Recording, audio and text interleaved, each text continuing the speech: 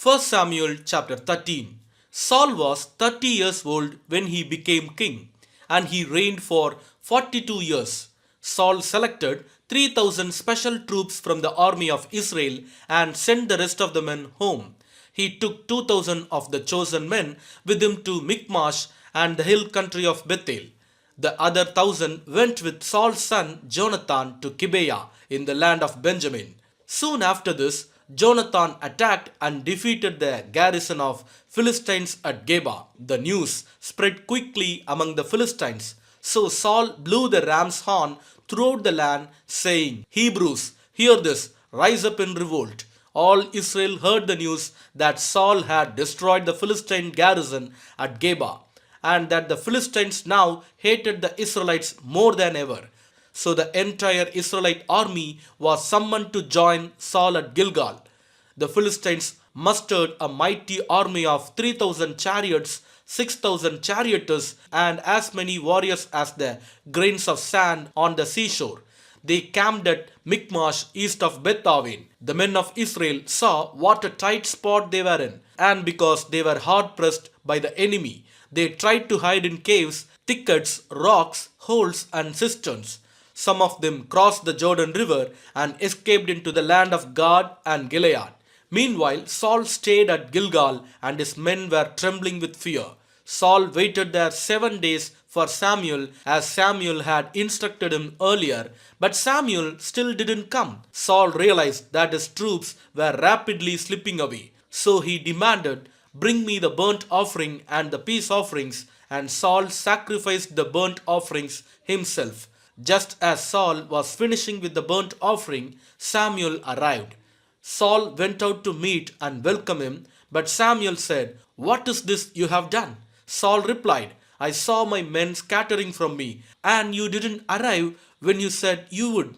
And the Philistines are at Michmash ready for battle. So I said, The Philistines are ready to march against us at Gilgal, and I haven't even asked for the Lord's help. So I felt compelled to offer the burnt offering myself before you came. How foolish! Samuel exclaimed.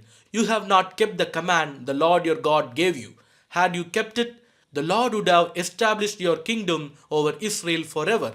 But now your kingdom must end, for the Lord has sought out a man after his own heart. The Lord has already appointed him to be the leader of his people, because you have not kept the Lord's command. Samuel then left Gilgal and went on his way, but the rest of the troops went with Saul to meet the army. They went up from the Gilgal to Gibeah in the land of Benjamin. When Saul counted the men who were still with him, he found only 600 were left. Saul and Jonathan and the troops with them were staying at Geba in the land of Benjamin. The Philistines set up their camp at Michmash. 3 raiding parties soon left the camp of the Philistines. One went north toward Ophrah in the land of Shual, another went west to the Beth-horon, and the third moved toward the border above the valley of Seboim near the wilderness. There were no blacksmiths in the land of Israel in those days. The Philistines wouldn't allow them for fear they would make swords and spears for the Hebrews. So whenever the Israelites needed to sharpen their plowshares, picks, axes, or sickles, they had to take them to a Philistine blacksmith. The charges were as follows: a quarter of an ounce of silver for sharpening a plowshare or a pick, and an eighth of an ounce for sharpening an axe or making the point of an axe goad. So on the day of the battle, none of the people of Israel had a sword or spear except for Saul and Jonathan. The pass at Michmash had meanwhile been secured by a contingent of the Philistine army. 1 Samuel chapter 14. One day Jonathan said to his armor bearer, Come on, let's go over to where the Philistines have their outpost. But Jonathan did not tell his father what he was doing. Meanwhile, Saul and his 600 men were camped on the outskirts of Gibeah around the pomegranate tree at Migron. Among Saul's men was Ahijah the priest, who was wearing the ephod, the priestly vest. Ahijah was the son of Ichabod's brother Ahitub, son of Phinehas, son of Eli, the priest of the Lord, who had served at Shiloh. No one realized that Jonathan had left the Israelite camp. To reach the Philistine outpost, Jonathan had to go down between two rocky cliffs that were called Boses and Sena. The cliff on the north was in front of Michmash, and the one on the south was in front of Geba. Let's go across to the outpost of those pagans. Jonathan said to his armor bearer, perhaps the Lord will help us, for nothing can hinder the Lord. He can win a battle whether he has many warriors or only a few. Do what you think is best. The armor bearer replied, I am with you completely, whatever you decide. All right, then Jonathan told him, we will cross over and let them see us. If they say to us, stay where you are or we will kill you, then we will stop and not go up to them. But if they say, come on up and fight, then we will go up. That will be the Lord's sign that he will help us defeat them. When the Philistines saw them coming, they shouted, look, the Hebrews are crawling out of their holes. Then the men from the outpost shouted to Jonathan, come on up here, and we will teach you a lesson.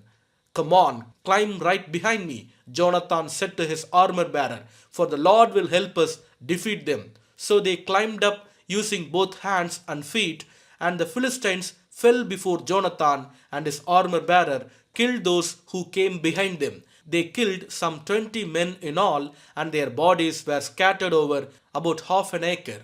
Suddenly, panic broke out in the Philistine army, both in the camp and in the field, including even the outpost and raiding parties.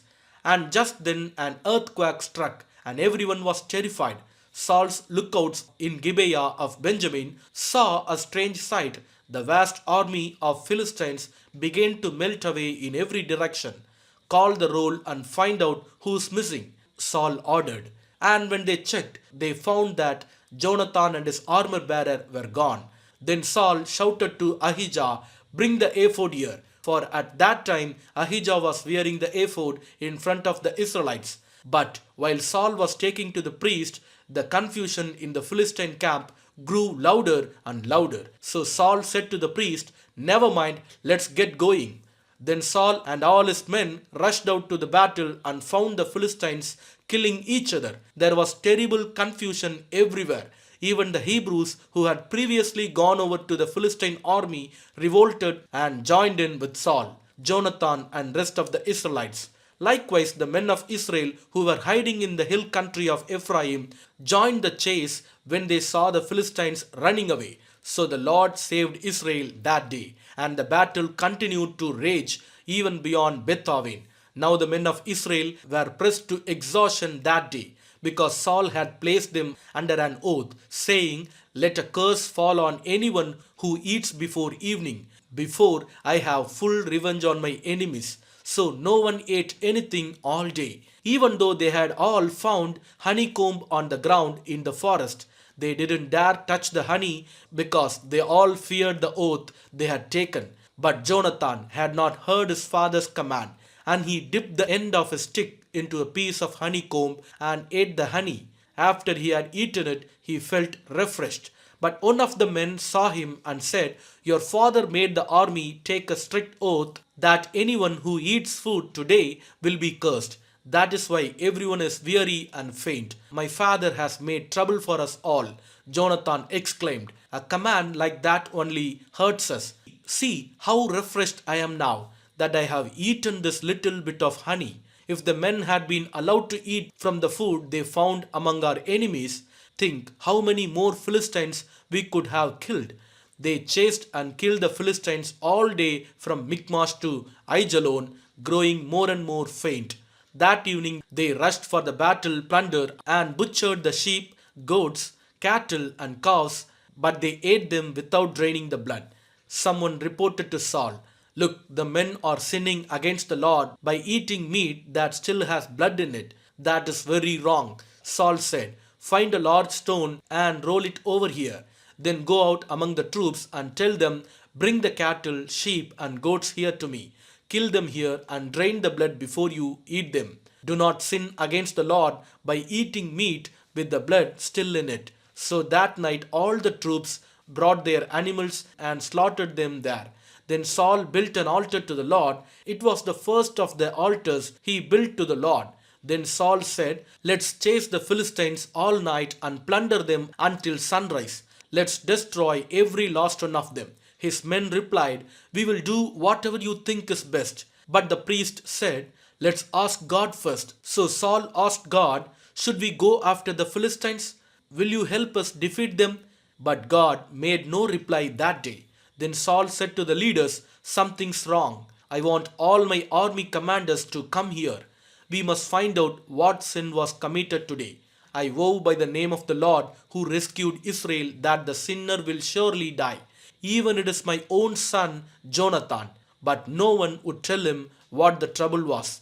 Then Saul said, "Jonathan and I will stand over here, and all of you stand over there." And the people responded to Saul, "Whatever you think is best." Then Saul prayed, "O Lord God of Israel, please show us who is guilty and who is innocent." Then they cast sacred lots, and Jonathan and Saul were chosen as the guilty ones, and the people were declared innocent. Then Saul said, "Now cast lots again and choose between me and Jonathan." And Jonathan was shown to be the guilty one. "Tell me what you have done." Saul demanded of Jonathan. "I tasted a little honey," Jonathan admitted. "It was only a little bit on the end of my stick. Does that deserve death?" "Yes, Jonathan," Saul said. "You must die. May God strike me and even kill me if you do not die for this." But the people broke in and said to Saul, "Jonathan has won this great victory for Israel. Should he die? Far from it. As surely as the Lord lives, not one hair on his head will be touched, for God helped him do a great deed today." So the people rescued Jonathan, and he was not put to death. Then Saul called back the army from chasing the Philistines, and the Philistines returned home. Now, when Saul had secured his grasp on Israel's throne, he fought against his enemies in every direction, against Moab, Ammon, Edom, the king of Soba, and the Philistines. And wherever he turned, he was victorious. He performed great deeds and conquered the Amalekites, saving Israel from all those who had plundered them. Saul's son included Jonathan, Ishbosheth, and Malchishua. He also had two daughters, Merab, who was older, and Michal. Saul's wife was Ahinoam, the daughter of Ahimaaz. The commander of Saul's army was Abner, the son of Saul's uncle Ner. Saul's father Kish and Abner's father Ner were both sons of Abiel. The Israelites fought constantly with the Philistines throughout Saul's lifetime. So whenever Saul observed a young man who was brave and strong, he drafted him into his army. 1 Samuel chapter 15. One day Samuel said to Saul, "It was the Lord who told me to anoint you as king of his people Israel. Now listen to this message from the Lord. This is what the Lord of heaven's armies has declared. I have decided to settle accounts with the nation of Amalek for opposing Israel when they came from Egypt. Now go and completely destroy the entire Amalekite nation, men, women, children, babies, cattle, sheep, goats, camels, and donkeys." So Saul mobilized his army at Telaim. There were 2 lakh soldiers from Israel and 10,000 men from Judah. Then Saul and his army went to a town of the Amalekites and lay in wait in the valley. Saul sent this warning to the Kenites, "Move away from where the Amalekites live, or you will die with them. For you showed kindness to all the people of Israel when they came up from Egypt." So the Kenites packed up and left. Then Saul slaughtered the Amalekites from Havilah all the way to Shur, east of Egypt. He captured Agag, the Amalekite king, but completely destroyed everyone else. Saul and his men spared Agag's life and kept the best of the sheep, goats, the cattle, the fat cows, and the lambs, everything, in fact, that appealed to them. They destroyed only what was worthless or of poor quality. Then the Lord said to Samuel, "I am sorry that I ever made Saul king, for he has not been loyal to me and has refused to obey my command." Samuel was so deeply moved when he heard this that he cried out to the Lord all night. Early the next morning, Samuel went to find Saul. Someone told him Saul went to the town of Carmel to set up a monument to himself. Then he went on to Gilgal. When Samuel finally found him, Saul greeted him cheerfully. May the Lord bless you, he said. I have carried out the Lord's command. Then what is all the bleating of sheep and goats and the lowing of cattle I hear? Samuel demanded. It's true that the army spared the best of the sheep, goats, and cattle, Saul admitted, but they are going to sacrifice them to the Lord your God. We have destroyed everything else. Then Samuel said to Saul, Stop, listen to what the Lord told me last night. What did he tell you? Saul asked. And Samuel told him, Although you may think little of yourself, are you not the leader of tribes of Israel? The Lord has anointed you king of Israel, and the Lord sent you on a mission and told you, Go and completely destroy the sinners, the Amalekites, until they are all dead. Why haven't you obeyed the Lord? Why did you rush for the plunder and do what was evil in the Lord's sight? But I did obey the Lord, Saul insisted. I carried out the mission he gave me. I brought back King Agag, but I destroyed everyone else. Then my troops brought in the best of the sheep, goats, cattle, and plunder to sacrifice to the Lord your God in Gilgal. But Samuel replied, What is more pleasing to the Lord? Your burnt offerings and sacrifices, or your obedience to his voice? Listen, obedience is better than sacrifice, and submission is better than offering the fat of rams. Rebellion is as sinful as witchcraft, and stubbornness as bad as worshipping idols. So, because you have rejected the command of the Lord, he has rejected you as king. Then Saul admitted to Samuel, Yes, I have sinned. I have disobeyed your instructions and the Lord's command, for I was afraid of the people and did what they demanded. But now, please forgive my sin and come back with me so that I may worship the Lord. But Samuel replied, I will not go back with you. Since you have rejected the Lord's command, he has rejected you as king of Israel. As Samuel turned to go, Saul tried to hold him back and tore the hem of his robe. And Samuel said to him, The Lord has torn the kingdom of Israel from you today and has given it to someone else, one who is better than you. And he who is the glory of Israel will not lie, nor will he change his mind, for he is not human that he should change his mind. Then Saul pleaded again, I know I have sinned, but please at least honor me before the elders of my people and before Israel by coming back with me so that I may worship the Lord your God. So Samuel finally agreed and went back with him, and Saul worshipped the Lord. Then Samuel said, Bring King Agag to me. Agag arrived full of hope, for he thought, Surely the worst is over, and I have been spared. But Samuel said, As your sword has killed the son of many mothers, now your mother will be childless. And Samuel cut Agag to pieces before the Lord at Gilgal. Then Samuel went home to Ramah, and Saul returned to his house at Gibeah of Saul. Samuel never went to meet with Saul again, but he mourned constantly for him, and the Lord was sorry he had ever made Saul king of Israel. Proverbs chapter 26 from 17th verse. Interfering in someone else's argument is as foolish as yonking a dog's ears, just as damaging as a madman shooting a deadly weapon. Is someone who lies to a friend and then says, I was only joking. Fire goes out without wood, and quarrels disappear when gossip stops. A quarrelsome person starts fights as easily as hot embers light charcoal or fire lights wood. Rumors are dainty morsels that sink deep into one's heart. Smooth words may hide a wicked heart, just as a pretty glaze covers a clay pot. People may cover their hatred with pleasant words, but they are deceiving you. They pretend to be kind, but don't believe them. Their hearts are full of many evils. While their hatred may be concealed by trickery, their wrongdoing will be exposed in public. If you set up a trap for others, you will get caught in it yourself. If you roll a boulder down on others, it will crush you instead. A lying tongue hates its victims, and flattering words cause ruin. Amen.